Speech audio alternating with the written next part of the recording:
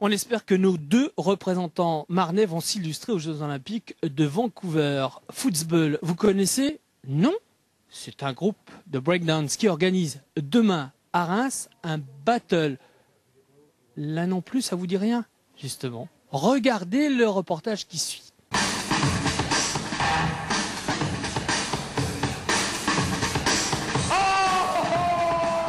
Jeu de questions-réponses, c'est à qui sera le meilleur danseur. Voici un battle, comprenez une bataille. La discipline, c'est le breakdance, une danse issue du hip-hop. S'affronter en dansant, l'idée vient des États-Unis et des années 70. En Amérique, ils ont bloqué des rues carrément. Ils faisaient des block parties, ça s'appelait. Et ils mettaient un DJ, au lieu de se battre, ils se battaient, mais en danse. Mais là, dans la danse, on n'a pas le droit un peu à toucher l'adversaire sous peine d'être disqualifié. Football s'entraîne avant le prochain battle. Football, c'est le nom de ce groupe de danseurs.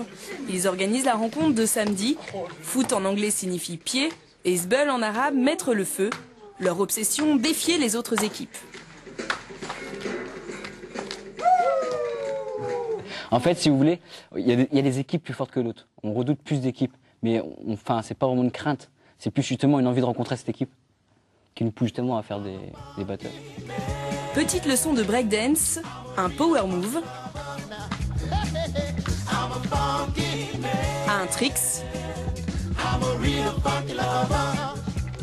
un footwork. En matière de breakdance, il y a les figures, mais pendant un battle, ce qui compte, c'est la performance physique. On utilise plus notre force, on est plus souvent dans les airs, un peu comme les gymnastes, on peut un peu entre guillemets, quoi.